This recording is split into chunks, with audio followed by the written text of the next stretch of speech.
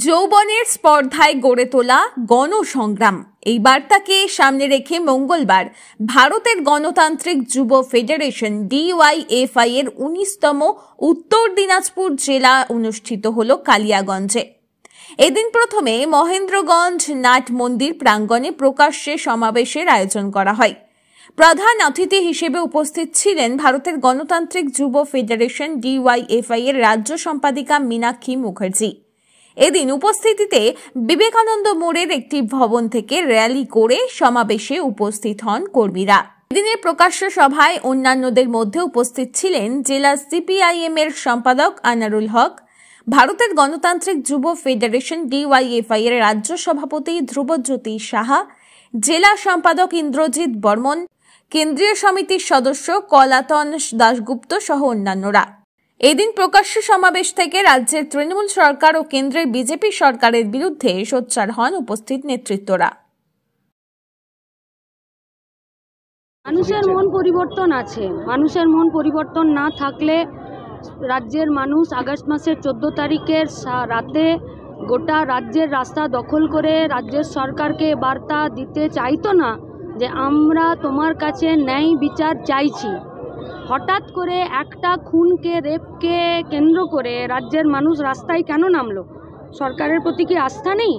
আস্থা ছিল না বলেই সরকারকে জানান দিতে নামলো যে তুমি সামলে যাও, শুধরে যাও।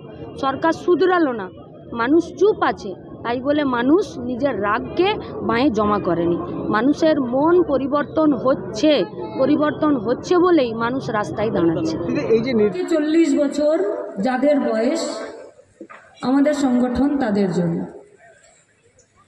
আমাদের মূল দাবি সবার জন্য কাজ চাই, শিক্ষা চাই। আর আমরা জানি যে যদি সবার জন্য কাজ চাইতে হয়, সবার জন্য শিক্ষা চাইতে হয়, তাহলে সমাজটাকে বদল করে দিতে হবে।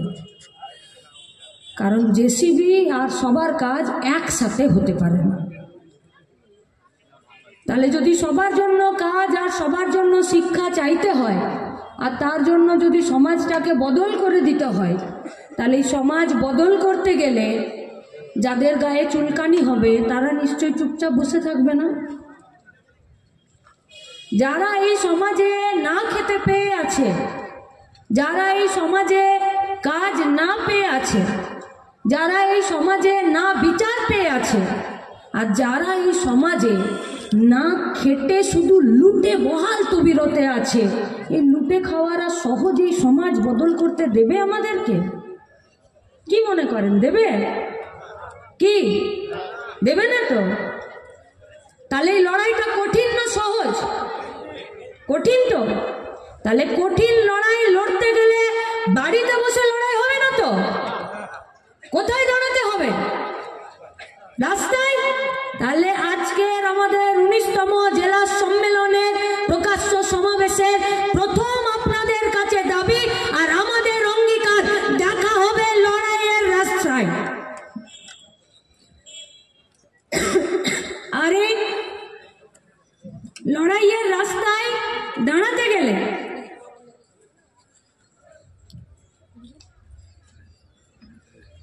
আক্রমণ আমাদের উপরে আসবে।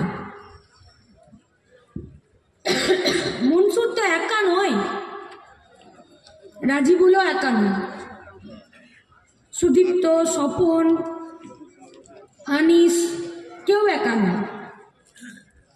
আচ্ছা, এরা তো রাজনীতির সাথে যুক্ত ছিল। আজি করে ডাক্তারটা রাজনীতি করতো নাকি? আজি করে ডাক্তারবাবুটার কোনোদিন কোন রঙের ঝান্ডা নিয়ে কোনো ছবি দেখেছেন? দেখতে পাননি তো। নাহলে আরজি করে ডাক্তারটাও রাজনীতি করুক বা না করুক, ঝান্ডা কাঁধে থাক বা না থাক, ও কিন্তু সেফ নয় পশ্চিমবঙ্গের মাটিতে। এটা তো এ রাজ্যের প্রশাসন পরিষ্কার বলে দিল। সরকারি ডাক্তার তো চেম্বার খুলে বসেনি তো, আরজি করে চেম্বার খুলে বসেছিল নাকি? সরকারি ডাক্তার তো সরকারি হসপিটালে তো রাত্রিবেলা ঘটনা ঘটেছে তো। CBI বলুক আর রাজ্য পুলিশ বলুক, সবাই তো বললো রাতের বেলা ঘটনা ঘটেছে। সব থেকে সুরক্ষিত ডিপার্টমেন্ট যেটা ইনফেকশাস ডিপার্টমেন্ট, যেখানে ডাক্তাররা পর্যন্ত নিজেরা নিরাপত্তা সুরক্ষাকে গ্যারেন্টি করতে চায়, সেই ডিপার্টমেন্টে একজন ডাক্তার নিজের কাজের জায়গায় খুন হয়ে গেল। শুধু খুন না, রেপ হয়ে খুন হলো। আচ্ছা, রেপ হয়েছে এটা আমরা বলছি? ডাক্তাররা দেখে বলল। কোন ডাক্তাররা?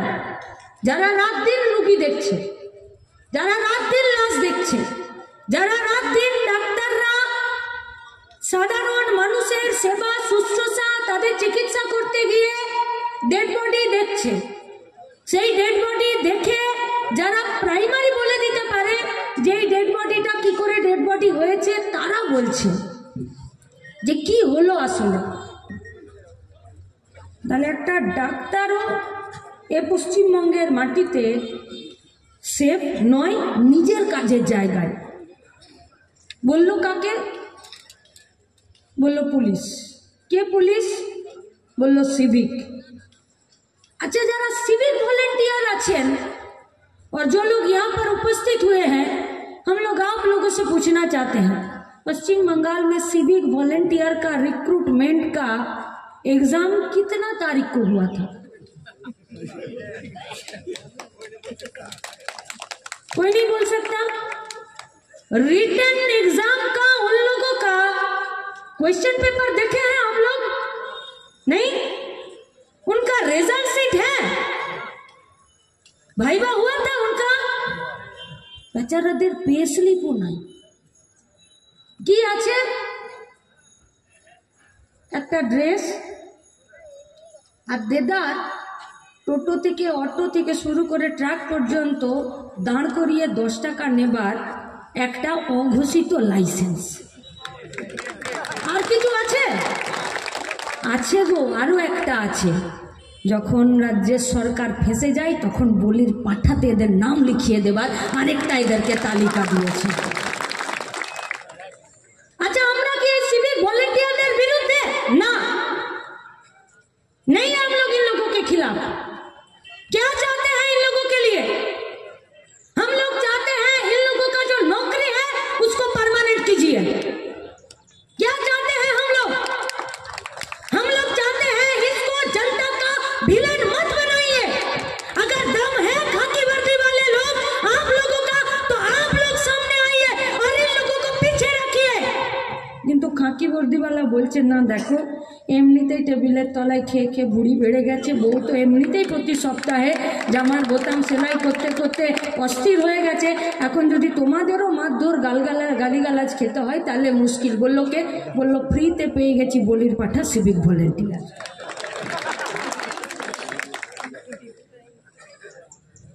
हर किस्म का सरकारी कर्मचारी का एक तो जॉब रूल होता है, आप क्या कर सकते हैं क्या नहीं। পশ্চিমবঙ্গে একমাত্র সিভিক ভলেন্টিয়ারের কোনো জব রুল নেই, সব করতে পারে। আনিসকেও খুন করতে পারে, টোটোকে দাঁড় করিয়েও 10 টাকা নিতে পারে, ড্রাগসের গাঁজা চরসের গাড়িও ধরতে পারে। আবার যদি কোথাও অ্যাক্সিডেন্ট হয়ে যায় তাহলে থানা থেকে তাকে হসপিটালে ভর্তি পর্যন্ত করে না। সরকারি হসপিটালে তার বেস্ট ট্রিটমেন্ট পর্যন্ত হয় না। আজ থেকে 2 সপ্তাহ আগে একটি সিভিক ভলেন্টিয়ার ডিউটি থেকে ফেরার সময়, যাবার সময় যে কোনো কারণে হোক অ্যাক্সিডেন্ট হয়ে গেল, পুলিশ থানা শুধু ফোনে খবর নিল, ছেলেটাকে ভর্তি পর্যন্ত করলো না হসপিটালে। কলকাতার এনআরএস হসপিটালে মারাত্মক হেড ইনজুরি নিয়ে ভর্তি হলো, কোন রকমের ডিওয়াইএফআই চেষ্টা করলো তাকে ক্রিটিক্যাল কেয়ার ইউনিটে ভর্তি করার। ডাক্তাররা বলল আমরা চেষ্টা করছি, 4 দিন পরে একটা পুলিশ তার খোঁজ নিল না। ছেলেটা সমস্ত যুদ্ধকে ডাক্তারদেরকে হারিয়ে দিয়ে মরে গেল।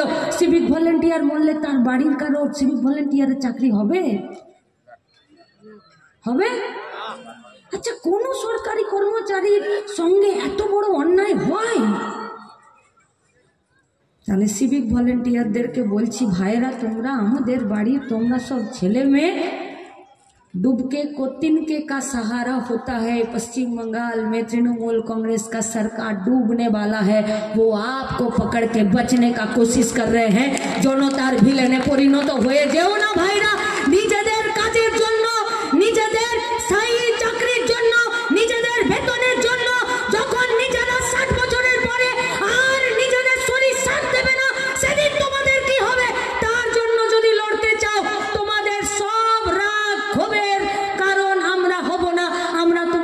কাছে দুহাত বাড়িয়ে বলছি, ডিওয়াইএফআই তোমাদের দাবিতে, তোমাদেরকে সাথে নিয়ে তোমাদের জন্য লড়াই করতে রাজি আছে, শুধু রাস্তায় এসে দাঁড়াও। लेकिन पश्चिम बंगाल में लूटे खावार मजा ही आलादा, বিরাট মজা। এ আপনাদের রায়গঞ্জের এমএলএ কে দেখেছেন? আমি কোন পার্টির এমএলএ বলতে পারছি না, দুদিন পরে কোন দিকে যাবে কোনো গ্যারান্টি আছে? আরে একটা অন্য মানে একটা যদি মেলাতে একটা 10 টাকার প্লেট কেনেন সেটারও 10 দিনের গ্যারেন্টি আছে। পশ্চিমবঙ্গের তৃণমূল বিজেপির কোনো এমএলএর গ্যারেন্টি নাই যে আজ কাছে কাল কিসে, কিছুতে গ্যারেন্টি নেই। কেন? क्योंकि लूट कर खाने का मजा इन लोगों को आ गया है। ये लोग खेते खेते चाय ना, और আমরা লুটে খাওয়াদের বিরুদ্ধে খেটে খাওয়াদের লড়াইকে রাস্তাতে সামনে এনে দাঁড় করাতে চায়। দেখে নিন মঞ্চ, আর ওই পিছনে দাঁড়িয়ে আছে এই জেলার প্রাক্তন সম্পাদক,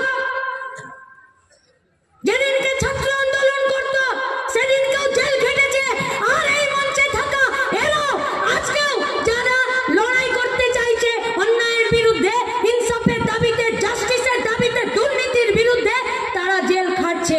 अरे पश्चिम बंगाल में जेल है तो बेल भी है, हम लोग जेल से जेल जाने में कतराते नहीं है। कतराते तो आप लोग हैं, क्योंकि आप लोग जानते हैं कि हम लोगों का सवालों का जवाब आप लोगों के पास नहीं है। जवाब बोलिए ना, चोपड़ा का चाय बागान का जमीन क्या आप लोगों का बाप का जमीन है जो बीएलआर को साठ घाट करके तृणमूल और बीजेपी के बिक्री করে দিচ্ছেন? দায়িত্ব নেবেন চা বাগানের শ্রমিকদের, নেবেন? করণদিঘি টিবির হসপিটালটার দায়িত্ব নেবেন, যেটা বন্ধ করে দিয়েছেন, তালা দিয়ে দিয়েছেন, নেবেন দায়িত্ব?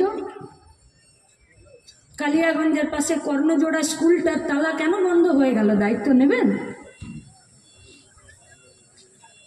পশ্চিমবঙ্গের 23টা জেলার একটা সাব ডিভিশনও বাকি থাকছে না দাঙ্গা হতে।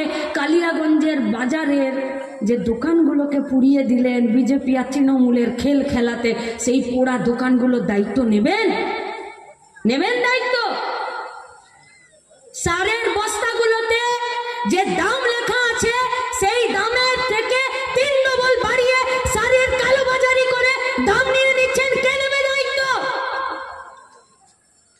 इस जिला का एसडीओ का डिपार्टमेंट, যারা নিজেদের বাপের সম্পত্তির মতন schedule caste schedule type certificate বিলি করে দিচ্ছে, তার দায়িত্ব নেবেন?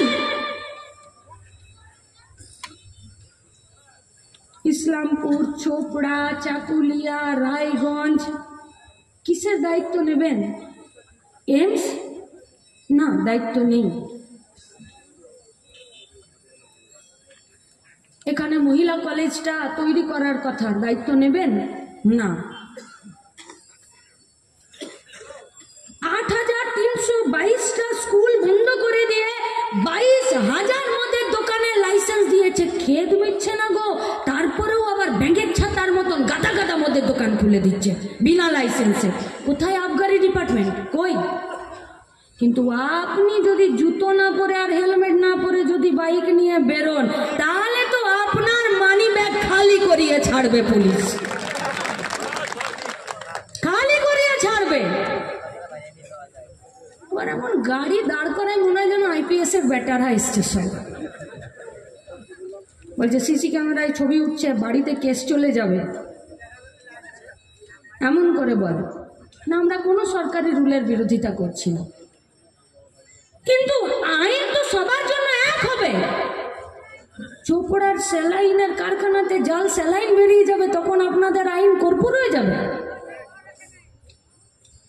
যখন গোটা উত্তর দিনাজপুরের স্বাস্থ্য কেন্দ্রগুলোতে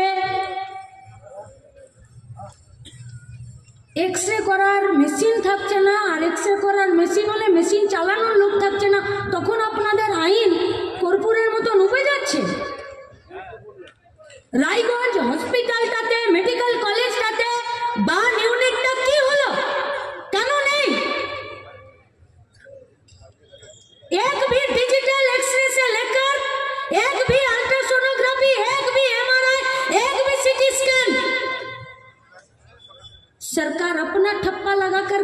नहीं करता है। क्यों? वो টাই আপ করে নিয়েছে প্রাইভেটের সঙ্গে। আপনি যাবেন, আধার কার্ড জমা দেবেন, বিল হবে, দাম লিখবে 880 টাকা, তারপরে টোটাল বিলের জায়গায় লিখবে নীল, আর আধার কার্ডের নম্বরটা নিয়ে আর একটা জেরক্স নিয়ে নেবে। কি অভিজ্ঞতা আছে? তো আছে তো অভিজ্ঞতা। বিলে লেখা থাকে না 880 টাকা, 1200 টাকা, 1600 টাকা, আর টোটাল বিলের জায়গায় লেখা থাকে না 00, মানে আমি কোনো পয়সা নিইনি। আচ্ছা, এই মেশিনগুলো কি শুধুমাত্র ওদের জন্যই পাওয়া যায়? আর কেউ কিনতে পারে না? এই সিটি স্ক্যান, এই ডিজিটাল এক্সরে, এই আলট্রাসোনোগ্রাফি, এই এমআরআই করার মেশিনগুলো কি শুধু প্রাইভেট কোম্পানিগুলো কিনতে পারে? সরকার কিনতে পারে না? পারে তো, পারে তো কিনতে। আচ্ছা, এই মেশিনগুলো চালানোর জন্য আমাদেরকে 2-5টা ট্রেনিং দিতে পারে না? চালাচ্ছে তো মানুষেরা বাবা, নাকি অন্য গ্রহ থেকে কেউ এসে চালিয়ে দিয়ে যাচ্ছে? না না, তো আমাদের এই রাজ্যের ছেলেমেয়েরা চালাচ্ছে। তো তাহলে সরকার চাইলে মেশিন কিনতে পারে, কারণ হসপিটালের ভেতরে আমাদেরই বিল্ডিং এ তো এই মেশিনগুলোকে বসিয়ে আর তাদের লোকজনকে দিয়ে তারা এই কাজগুলোকে করিয়ে আর রিপোর্ট দিয়ে দিচ্ছে। তাহলে মেশিন কেনার জন্য সরকারের পয়সা আছে, হ্যাঁ না? पैसा चुल्लू पीकर मरने वालों को 2 लाख रुपए देता है ना ये सरकार, देता है ना? किसी का भी घर का लड़की, बच्ची, औरत मर जाती है तो पश्चिम बंगाल की सरकार चल जाती है मानी बैग से, ভ্যানিটি ব্যাগ থেকে রাজ্যের মুখ্যমন্ত্রী বের করে বলে, আহারে মেয়েটা তো মরে গেল, তুমি 5 লাখ টাকা রাখো। এইটা বলে, मतलब सरकार के पास पैसा है। তাহলে সরকার এই মেশিনগুলো কিনতে পারে। সরকার এই বিল্ডিংগুলোতে যে মেশিনগুলো বসায়, সেই বিল্ডিংগুলো আমাদের সরকারি পয়সাতে, मतलब आपका और मेरा टैक्स का पैसा से, जो वो मशीन चलाने का हुनर हम में भी है, बस आपको सिखाने का जरूरत है। আপনি আমাকে শেখাচ্ছেন না কেন? কারণ আপনি আমার গতরকে প্রাইভেটের কাছে কম পয়সায় বিক্রি করে দিতে বাধ্য করছেন। সরকারি ভাবে যদি আমাকে হসপিটালে কাজ দিতে হয়, তাহলে আপনাকে গেটের কড়ি থেকে 50,000 টাকা খরচা করতে হবে, আর যদি প্রাইভেটে কাজ করতে হয় তাহলে সে আমাকে 10,000 টাকা দিয়ে বের করে দিবে। কেন? বলবে এই কাজ করার আছে তো করো, নইলে বাইরে বেকার ছেলে মেয়ে লাইন লেগে আছে, তুমি দোষে করবে না, ও আটে করার জন্য রাজি আছে। হ্যাঁ, আমরা রাজি আছি। বাপের ওষুধ কিনতে হবে, বইয়ের শাড়ি কিনতে হবে, বাচ্চার টিউশনের ফিস দিতে হবে, মাকে বছর পুজোতে একটা শাড়ি দিতে হবে। যেমন করে হোক আমাকে একটা কাজ দাও। তাতে যদি আমাকে 5,000 টাকার বেতন নিতে গেলে তোমাকে যদি 2 লাখ টাকা ঘুষ দিতে হয়, আমি বাপের কিডনি বেচে দেবো, তবু আমাকে একটা কাজ দাও। তারপরেও যদি আমি কাজ না পাই, তখন আমি জেসিপির মারের ভিডিও করি। তারপরেও যখন আমি কাজ না পাই, তখন আমি বালি পাচারের সময় ট্রাক পাস করি। তারপরেও যদি আমি ঘুষ দিয়ে কাজ না পাই, তখন আমি ওই জাল সেলাইনের কারখানাতে কাজ করি। আমি যদি তারপরেও কাজ না পাই, তখন আমি সিভিক ভলেন্টিয়ারের মতন টোটো ভাড়াকেও ছাড়ি না, তার কাছেও 25 টাকা জোর করে আদায় করি। আমি যদি তারপরেও কাজ না পাই, তখন আমি পঞ্চায়েতের ভোট লুট করি তৃণমূল আর বিজেপির হয়ে। পশ্চিমবঙ্গের বেকার ছেলে মেয়েদেরকে দুর্নীতির গলিতে ঢুকিয়ে দিচ্ছে রাজ্যের নীতি, রাজ্যের পলিসি, রাজ্যের দুর্নীতি, রাজ্যের অপনীতি। हम लोग इसके खिलाफ है।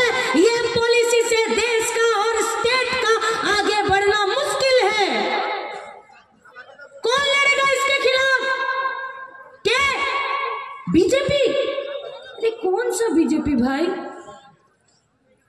कौन सा बीजेपी? ये तो রায়গঞ্জের এমএলএ, বিজেপির এমএলএ, সে বিধানসভার ভেতরে যে গোটা রাজ্য সরকারের যা হিসাব কমিটি, সেই কমিটির চেয়ারম্যান ছিল, তার প্রধান কাজ ছিল যে সরকারের হিসাবের দেখাশোনা করা আর তার প্রতিবাদ করা। ও বেটা বিধানসভার ভেতরে বিজেপি ছিল, আর বাইরে পেট্রোল পাম্পের পিছনে বিরাট বড় ঘরে ও বলেছিল আমি তৃণমূল আছি। তারপরে তৃণমূলের টিকিটে সে দাঁড়িয়ে গেল তৃণমূলে, তারপরে বাই ইলেকশনে আবার চলে এলো। এই বিজেপি कभी सुने हैं बीजेपी का नेता लोगों से? कि क्यों आप लोग विधानसभा के अंदर एक भी बात नहीं बोले। इससे पहले तो इस चेयर में जो लोग बैठे थे उसका नाम था मुकुल राय, वो भी तो बीजेपी का। तार आगे तो तृणमूल ছিল, বলেছিল একটা কথা যে কেন গায়ের 100 দিনের কাজের টাকাগুলো তোমরা লুট করে নিচ্ছ, কেন আবাস যোজনার ঘরটা 2014 থেকে 2016 থেকে 2024 পর্যন্ত হবে, কেন আমাদের স্বাস্থ্য কেন্দ্রগুলোতে কোনো সরকারি পরিকাঠামো নেই যেখানে কুকুরে কামড়ানোর ওষুধ, সাপে কামড়ানোর ওষুধ, ছানি অপারেশন করার জিনিস পাওয়া যাবে। एक भी बात बोले थे, एक बार भी बोले थे कि কেন আমাদের স্কুলের মিড ডে মিলের চালগুলো চুরি হয়ে যাবে, কেন আমাদের সরকারি হসপিটালে যে রোগীরা ভর্তি হয় তাদের দুপুরবেলা রাতের বেলার খাবারের চাল বিক্রি হয়ে যাবে, চুরি হয়ে যাবে। एक बार भी बोलने को सुने हैं आप लोग যে এরা একবারও বলেছে যে কেন জেলে থাকা কয়েদিদের চালগুলোকে তৃণমূলের সরকারটা, পার্টিটা, নেতাগুলো, মন্ত্রীগুলো বিক্রি করে দেবে? কেন বলেনি? বলছে আমরা বিধানসভায় বলার জন্য জন্ম নিইনি। বললো কিসে? বললো শুধু বাইরে প্রেস বিট দিতে আমরা জন্মেছি, এর বাইরে আমাদের কোনো কাজ নেই। কেন?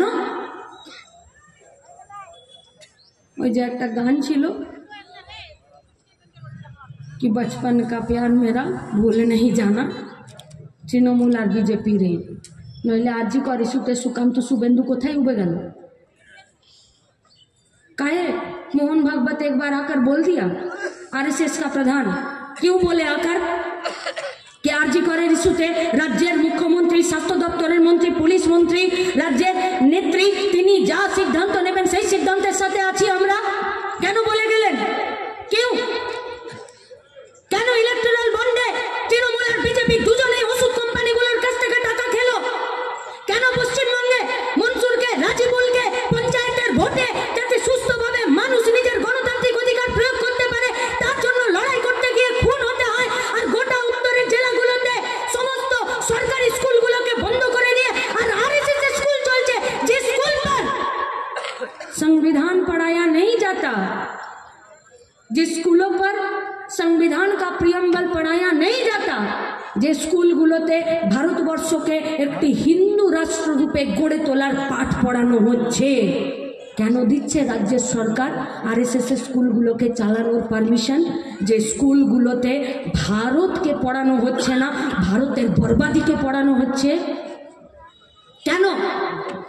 উত্তর দিনাজপুর বাঁচবে যদি হিন্দু রাষ্ট্রে তৈরি করার হিড়িক ওঠে, আর যদি মুসলিম সম্প্রদায়ের মানুষেরা হিন্দুদের বিরুদ্ধে তরোয়াল বের করে, আর হিন্দু সম্প্রদায়ের মানুষরা তৃণমূলের আর মুসলিমদের বিরুদ্ধে তরোয়াল বের করে, किसका बस्ती जलेगा, किसका घर जलेगा, किसका खून होगा, किसका बेटों को खाना नहीं मिलेगा, कार बहर इज्जत चले जाबे, के गुनबे, के हिसाब राखबे? কেন এই প্রশাসন, কেন পশ্চিমবঙ্গের রাজ্য সরকার, কেন বিজেপির পার্টি, কেন আরএসএস পশ্চিমবঙ্গটাকে নিজেদের ল্যাবরেটরি করার জন্য প্রতিদিন ব্যবস্থা করতে পারছে? কি বলে গেল আরএসএস এর মোহন ভাগবত? বলে গেল পশ্চিমবঙ্গে 2011-র আগে গণতন্ত্র ছিল না, 2011-র পরে গণতন্ত্র হয়েছে। এখানে আমরা আরএসএস, বিজেপি, আমরা গোটা ভারতবর্ষটাকে হিন্দু রাষ্ট্র করে গড়ে তোলার জন্য আমরা এখানে ক্যাম্প করতে পারি, স্কুল চালাতে পারি, আখাড়া চালাতে পারি। কি করো তোমরা স্কুলগুলোতে? আমরা স্কুলগুলোতে ভারতকে ভারত হিসাবে পড়তে দেব না, আমরা স্কুলগুলোতে বিবিধের মাঝে দেখো মিলন মহান পড়তে দেব না, আমরা এই ভারতবর্ষে আমরা ভগৎ সিংকে, আশফাকুল্লাহ খানকে, রামপ্রসাদ বিসমিলকে একসাথে উচ্চারণ করতে দেব না, আমরা এই ভারতবর্ষের বুকে, এই পশ্চিমবঙ্গের মাটিতে হিন্দু মুসলমানকে পাশাপাশি থাকতে দেব না। क्यों? क्योंकि वो लोग संविधान नहीं चाहता है इस देश की। अरे वो लोग सिर्फ मंदिर को आक्रमण नहीं करते हैं, वो लोग सिर्फ मस्जिद को आक्रमण नहीं करते हैं, वो लोग हिंदू के नाम पर मुसलमान को और मुसलमान के नाम पर हिंदुओं को सिर्फ नहीं मारते हैं। उन लोगों का आक्रमण का एकमात्र लक्ष्य है इस देश का संविधान। किसकी? क्योंकि इस देश का संविधान में लिखा हुआ है कि यदि तुम ये देशेर नागरिक हो আর এই দেশের সংবিধান তোমাকে মানতে হবে। আর এই দেশের সংবিধানে আছে তুমি যে কোনো ধর্মের হতে পারো, তোমার নিজের ধর্মকে আচরণ করার অধিকার তোমার সাংবিধানিক অধিকার আছে। এই সংবিধানে লেখা আছে তুমি টাটা হও, বিড়লা হও, আম্বানি হও, আদানি হও, আর তুমি টোটোওয়ালা হও, তোমার পরিচয় এক, তোমার গুরুত্ব এক, তোমার দাম এক, তুমি আইনের চোখে সমান, তুমি প্রশাসনের চোখে এক। তাই তো আমাদের স্কুলগুলোতে ইউনিফর্ম আছে, তাই তো আমাদের হসপিটালগুলোতে সবার জন্য এক বেড আছে, তাই তো আমাদের পুলিশের গায়ে খাকি বর্দিটা আছে, তাই তো আমাদের হাইকোর্টের ভেতরে, কোর্টগুলোর ভেতরে, আদালতগুলোর ভেতরে উকিলের গায়ে কালো অ্যাপ্রনটা আছে, তাই তো আমাদের হসপিটালের ভেতরে ডাক্তারদের গায়ে শুধু সবার গায়ে একই রঙের অ্যাপ্রন আছে, সেটা হলো সাদা। ওখানে কেউ জানে না কোনটা মুসলিম ডাক্তার কোনটা হিন্দু ডাক্তার, কেউ জানে না খাকি বর্দি পরে থাকা কোন পুলিশটা হিন্দু কোন পুলিশটা মুসলমান। আদালতের ভেতরে কেউ জানে না কালো কোট পরা কোন উকিলটা হিন্দু কোন উকিলটা মুসলমান। আর আমাদের স্কুলগুলোতে একই বেঞ্চিতে পড়া বাচ্চাগুলোকে, একই ইউনিফর্ম পরে পড়া বাচ্চাগুলোকে কেউ বাইরে থেকে চিনতে পারে না ওটা মুসলিম পাড়া থেকে এসেছে না ওটা হিন্দু পাড়া থেকে এসেছে, কারণ এটা আমাদের সংবিধান ঠিক করে দিয়েছে। কারণ আমাদের সংবিধান আমাদের সবাইকে একসাথে থাকতে বলে। তাই ওরা হিন্দু আর মুসলমানকে আক্রমণ করছে না, শুধু ওরা আমার দেশের সংবিধানকে আক্রমণ করছে, যাতে আমরা আলাদা হয়ে যাই, আমরা ভাগ হয়ে যাই। আমরা ভাগ হলে ওদের জাল স্যালাইন তৈরি করতে সুবিধা, আমরা भाग हो गए केंद्र का सरकार का रेल को बेचने में सुविधा होगा, कोयला खनि बेचे दिते सुविधा, पेट्रोलियम बेचे देबे, एयरलाइंस बेचे देबे, एलआईसी टा बेचे दिलो। ममता बनर्जी का सरकार बोला अरे बाबा আমার কাছে এলআইসি রেল বেল নাই তো কি আছে, মর্গে থাকা কিছু ডেড বডি তো আছে, চল সন্দীপকে বগলে পড়ে নি ওইটাই বেচে দিলো বেচে। अगर हम लोग अलग हो जाएंगे तो उन लोगों को बेचना सुविधा हो जाएगा। बेचते बेचते बेचते बेचते আমাদের পশ্চিমবঙ্গের মেয়েদের ইজ্জত বেচে দিতে শুরু করেছে। বেচতে বেচতে বেচতে বেচতে আমাদের উত্তর দিনাজপুরের বেকার ছাত্র যুবদের কতটাকে বেচতে শুরু করে দিয়েছে। বেচতে বেচতে আমাদের জমি, আমাদের চা বাগান, আমাদের অধিকার, আমাদের ঐতিহ্য, আমাদের ভবিষ্যৎ বেচতে শুরু করে দিয়েছে। ঠিক আপনাদেরকে করতে হবে। কি চাই আমরা? হ্যাঁ আমরা করব, আজ একটু পরে আমাদের সম্মেলন শুরু হবে। বিগত সময়ে আমরা কি করতে পারলাম উত্তর দিনাজপুরে, এগোতে পারলাম কি পারলাম না, আরো বেশি যুবদেরকে আমাদের সংগঠনের মধ্যে আনতে পারলাম কি পারলাম না, আনতে গেলে আমরা কি কি সমস্যা ফেস করলাম, সামনের 2 বছর আমরা কি করব, সব কিছু আলোচনা হবে ওখানে। আলোচনার মধ্যে থেকে ওখানে নির্বাচন হবে, কে আমাদের নেতা হবে, কোন উপর মহল থেকে, কলকাতা থেকে বা রায়গঞ্জ থেকে কোনো স্লিপ আসবে না, কে নেতা হবে কমিটি মেম্বাররা ঠিক করবে কে আমাদের নেতা হবে। আর গোটা উত্তর দিনাজপুরে 60,000-এর বেশি ডিওয়াইএফআই সদস্য সংখ্যা তারা ঠিক করবে আগামী দিনে আমাদের জেলা কমিটি কি হবে, আজ ওটা লোকাল কমিটি ঠিক করবে। কেন কি আমরা গণতান্ত্রিক, কেন কি আমরা ডেমোক্রেটিক,